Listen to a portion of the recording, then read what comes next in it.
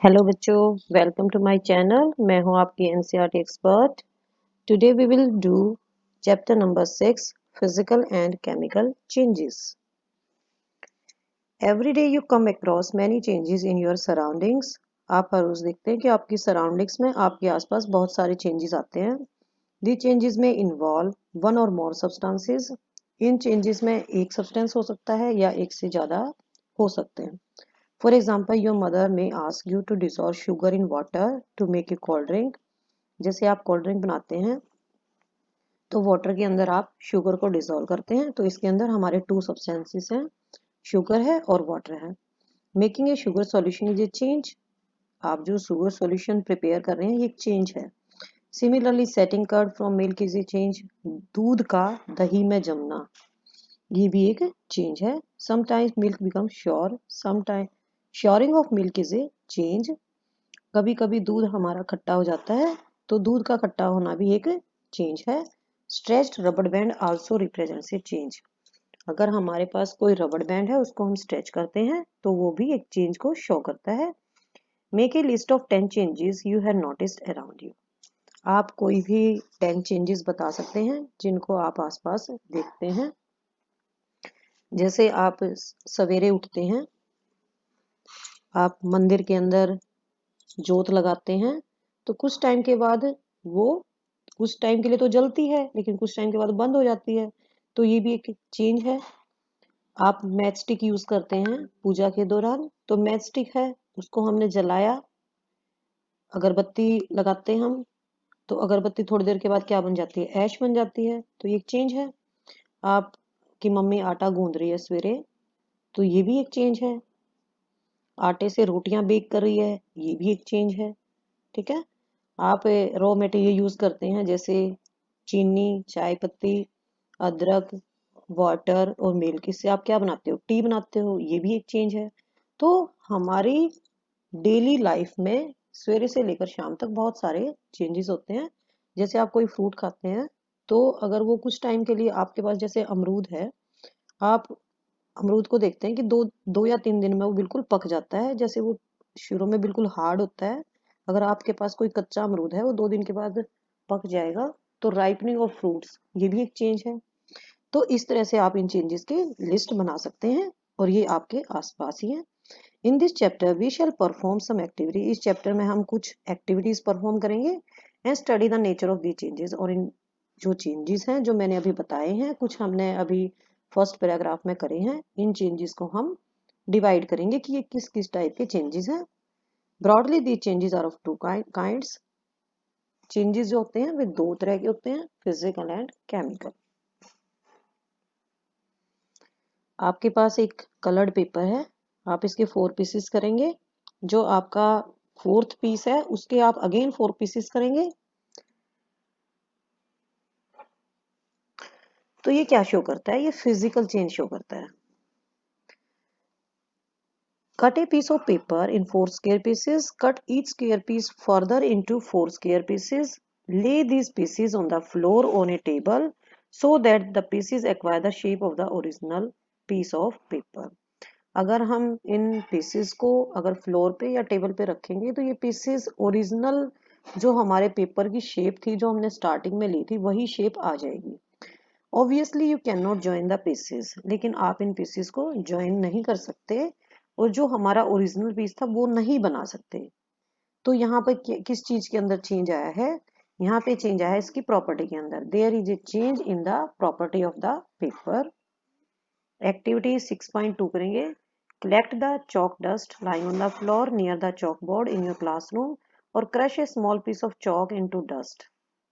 हमारे पास हमें चॉक डस्ट लेना है, या इसको हम किसी भी वे से ले सकते हैं। जैसे क्लासरूम में जो क्लास बोर्ड होता है, चॉक बोर्ड होता है, उसके नीचे जो इकट्ठा हो जाता है फ्लोर पे, उसको आप कलेक्ट कीजिए। या फिर कोई आपके पास चॉक रखा है, तो उसको आप क्रश करके आप डस्ट बना सकते हैं। Add a little water to the dust. आप क्या करेंगे, इस डस्ट के अंदर थोड़ा सा पानी मिलाएंगे और एक पेस्ट तैयार कर लेंगे। ना roll it into the shape of a piece of chalk. और जो चॉक पीस की जो शेप होती है, आप इसको वैसे ही रोल कर लेंगे। Did you recover chalk from the dust. क्या आपको डस्ट से चौक मिल जाएगा? हाँ मिल जाएगा, लेकिन ये गीला होता है क्योंकि इसके अंदर हमने वाटर मिक्स कर दिया है। अब हम करेंगे activity 6.3। Take some ice in a glass और a plastic tumbler, melt a small portion of ice by placing the tumbler in the sun. You have now a mixture of ice and water. Now place the tumbler in a freezing mixture. Does the water become solid ice once again? हमारे पास एक plastic tumbler है, उसके अंदर हम ice लेंगे, उसको हम कुछ देर धूप में रखेंगे, तो क्या होगा, आइस मेल्ट होनी शुरू हो जाएगी। तो उसके अंदर क्या क्या मिक्सचर होगा हमारे पास, आइस और वाटर का। अब हम इस टम्बलर को दोबारा से फ्रीजिंग मिक्सचर में रखेंगे, क्या हमारा वाटर दोबारा से सॉलिड आइस में बन जाएगा? तो जो हमारी एक्टिविटी 6.3 है, जब हम उसको फ्रीजिंग के लिए रखेंगे तो वो दोबारा से फ्रीज हो जाएगा और वाटर आइस बन जाएगा। Activity 6.4। Boil some water in a container. Do you see the steam rising from the surface of the water? Hold an inverted pan by its handle. Pour the steam at some distance from the boiling water. Observe the inner surface of the pan. Do you see any droplet of water there?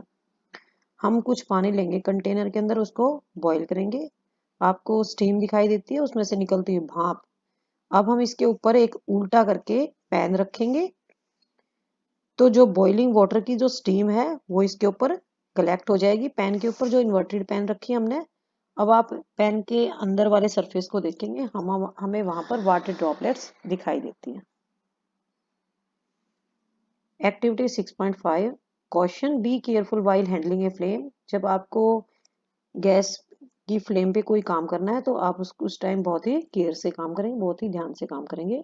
Activity 6.5 में क्या है, hold a used hackshaw blade with a pair of tongs. Keep the tip of the free end of the blade on the gas stove. Wait for a few minutes. Does the color of the tip of the blade changes? Remove the blade from the flame and observe the tip once again after some time. Does it get back its original color? आप एक पुरानी आरी लेंगे, आरी का जो blade होता है, हैक्शा आरी बोलते हैं ब्लेड जो होता है उसका, तो उसको एक टोंग से पकड़ेंगे और उसको गैस स्टोव पे रखेंगे, कुछ मिनट्स के लिए वेट करेंगे। तो क्या होता है, ब्लेड का जो टिप है उसका कलर चेंज होता है, वो रेड हॉट हो जाता है। अब उसको ब्लेड को हम फ्लेम से हटा देंगे, टिप को दोबारा से देखेंगे, दोबारा से ये ओरिजिनल कलर में आ जाता है। जब गर्म करते हैं तो रेड हॉट हो जाएगा, लेकिन ठंडा होने के बाद जैसा कलर पहले था वैसा ही इसका कलर आ जाता है। In activities 6.1 and 6.2 above, you saw that paper and a piece of chalk underwent changes in size. तो हमने जो एक्टिविटी 6.1 की थी जिसमें हमने पेपर को 4 पीसेस में काटा था, और जो 6.2 है जिसमें हमने चौक डस्ट से हमने डस्ट को वाटर में मिक्स करके और दोबारा से हमने चौक की शेप दी थी। तो इसमें क्या होता है, जो साइज है उसके अंदर चेंज आता है। बट इन एक्टिविटीज 6.3 और 6.4, जो हमारी एक्टिविटीज थी 6.3 और 6.4, उसमें क्या होता है, वाटर की जो स्टेट है वो चेंज होती है फ्रॉम सॉलिड टू लिक्विड। जैसे आइस को हमने मेल्ट किया, लिक्विड हो गई, लिक्विड को दोबारा से फ्रीज किया तो वो सॉलिड बन जाता है। और एक्टिविटी 6.4 के अंदर फ्रॉम गैस टू लिक्विड, हमने वाटर को गर्म किया, स्टीम को हमने इन्वर्टेड पेन की हेल्प से उसको कलेक्ट किया। तो पहले तो जो लिक्विड था हमारा वेपराइज हो गया और वेपर्स को हमने कलेक्ट किया इन्वर्टेड पेन से, तो दोबारा से वे लिक्विड ड्रॉपलेट्स बन गई। ये हो गया हमारी एक्टिविटीज के बारे में 1, 2, 3 और 4। लेकिन जो एक्टिविटी जो 6.5 है ये थोड़ी डिफरेंट है। जो हैक्शा ब्लेड है, it changed colour on heating. ये क्या करता है, हीट करने पर इसका कलर चेंज हो जाता है। Properties such as shape, size, colour and state of a substance are called its physical properties. जो ये प्रॉपर्टीज हैं जैसे शेप, साइज, कलर और जो सब्सटेंस की स्टेट है वो सॉलिड है, लिक्विड है या गैसियस है, ये फिजिकल प्रॉपर्टीज होती हैं। And A change in which a substance undergoes A change in its physical properties is called a physical change. जब किसी सब्सटेंस की फिजिकल प्रॉपर्टीज के अंदर चेंज आता है तो उस चेंज को हम फिजिकल चेंज बोलते हैं। फिजिकल चेंज जनरली रिवर्सिबल होता है। रिवर्सिबल का मतलब क्या होता है, हम एक स्टेट से दूसरी स्टेट और दूसरी स्टेट से हम पहली स्टेट के अंदर वापस आ सकते हैं। In such a change no new substance is formed. इस तरह के चेंज में कोई भी नया सब्सटेंस नहीं बनता। Let us now consider the other kind of change. अब हम दूसरी तरह का चेंज करेंगे। वो क्या है, हमने फिजिकल चेंज कर चुके हैं, एग्जाम्पल्स कर चुके हैं। अब हम केमिकल चेंज करेंगे। A change with which you are quite familiar is rusting of iron. जो लोहे की चीजों पे जंग लग जाता है, इसके बारे में तो आप जानते ही हैं। If you leave a piece of iron in open for some time it acquires a film of brownish substance. अगर कोई आयरन की ऑब्जेक्ट है आपके पास, उसको आप खुले में रख देते हैं कुछ टाइम के लिए, तो इसके ऊपर एक ब्राउन कलर की लेयर आ जाती है। ब्राउन कलर का जो सब्सटेंस है, इसको हम क्या बोलेंगे, रस्ट। हिंदी में बोलते हैं इसको जंग। And the process is called rusting. इस प्रोसेस को हम रस्टिंग बोलेंगे। Iron gates of parks, farmlands, iron benches kept in lawns, gardens, almost every article of iron kept in open get rusted। जो पार्क के जो लोहे के गेट बने होते हैं या फार्मलैंड्स होते हैं, खेतों के गेट बने होते हैं, आयरन बेंचेस होते हैं जो लॉन के अंदर या गार्डन्स के अंदर रखे होते हैं, ऑलमोस्ट एवरी आर्टिकल, आयरन के जितने भी ऑब्जेक्ट्स हैं, अगर उनको ओपन में रखा जाता है तो वे जंग लग जाता है। At home you must have seen showers and spades getting rusted. आपने घर पे भी बहुत सी चीजों को देखा होगा, अगर उनको हम खुले में रखते हैं तो उनपे रस्ट लग जाती है।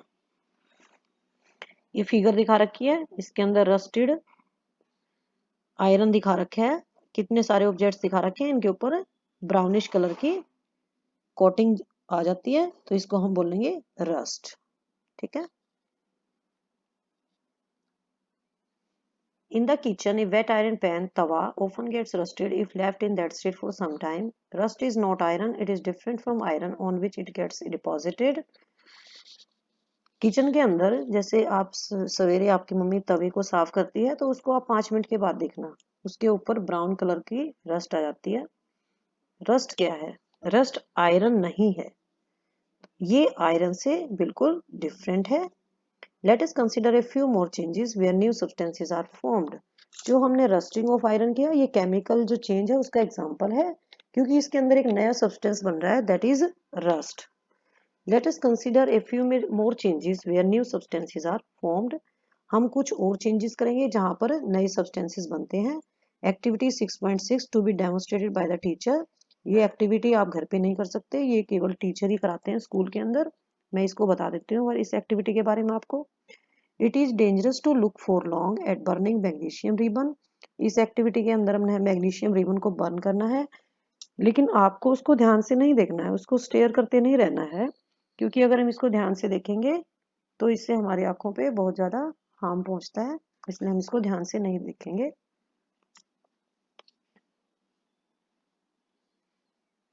Gate a small piece of a thin strip or ribbon of magnesium.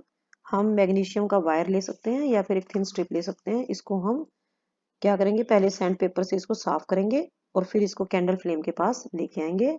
It Burns with a brilliant. ये आपको मैग्नीशियम रिबन दिखा रखे हैं बर्न करते हुए।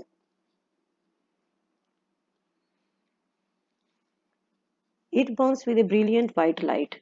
बहुत ही चमकीली सफेद रंग की लाइट आती है इसमें। And when it is completely burned it leaves behind a powdery ash. जब ये पूरा जल जाता है तो एक पाउडरी ऐश, राख बच जाती है। Does the ash look like the magnesium ribbon. जो हमारा मैग्नीशियम रिबन था और जो राख है, क्या वे सेम है, एक जैसे दिखते हैं? नहीं, बिल्कुल एक जैसे नहीं दिखते। इसमें एक न्यू सब्सटेंस बना है। क्या बना है वो? ऐश। तो ये एक केमिकल चेंज है और इस चेंज को हम एक इक्वेशन से रिप्रेजेंट कर सकते हैं। मैग्नीशियम रिबन, इसको साइन लिखेंगे इसका Mg। ऑक्सीजन की प्रेजेंस, आपको पता है ऑक्सीजन तो सपोर्ट करती है बर्निंग को, तो ऑक्सीजन की प्रेजेंस में क्या बनाता है ये, ऑक्सीजन को लिखेंगे O2 और ये क्या बनाता है, मैग्नीशियम ऑक्साइड, MgO। जो इक्वेशंस हैं ये मैथमेटिक्स की इक्वेशन से बिल्कुल अलग होती हैं, और इन इक्वेशंस में आपको जो एरो दिखा रखा है, ये इसका मीनिंग होता है बिकम्स। मैग्नीशियम और ऑक्सीजन मिला के क्या क्या बनता है, मैग्नीशियम ऑक्साइड। आपको इस टाइम केमिकल इक्वेशंस को बैलेंस करने की जरूरत नहीं है, आगे आप नेक्स्ट क्लासेस में, आगे बड़ी क्लासेस में आप केमिकल इक्वेशंस को बैलेंस करना सीखेंगे। अब हम क्या करेंगे, ऐश को कलेक्ट करेंगे और इसमें थोड़ा सा पानी मिला देंगे। इसको अच्छे से स्टर करना है। अब हमें ये इसको ब्लू और रेड लिटमस पेपर के साथ हमें इस ऐश जो सॉल्यूशन है इसको हम चेक करेंगे। Does the mixture turn red litmus blue? तो ये लिटमस पेपर पे क्या शो कर रहा है? हम क्यों कर रहे हैं ब्लू लिटमस पेपर टेस्ट या रेड लिटमस पेपर टेस्ट क्यों कर रहे हैं? क्योंकि हमें ये देखना है कि जो हमारा एक्वस सॉल्यूशन आया है वो एसिडिक है या बेसिक है। On dissolving the ash in water it forms a new substance. जब हम ऐश को वाटर के अंदर डिजोल्व करते हैं एक नया सब्सटेंस बनता है। क्या बनता है वो नया सब्सटेंस?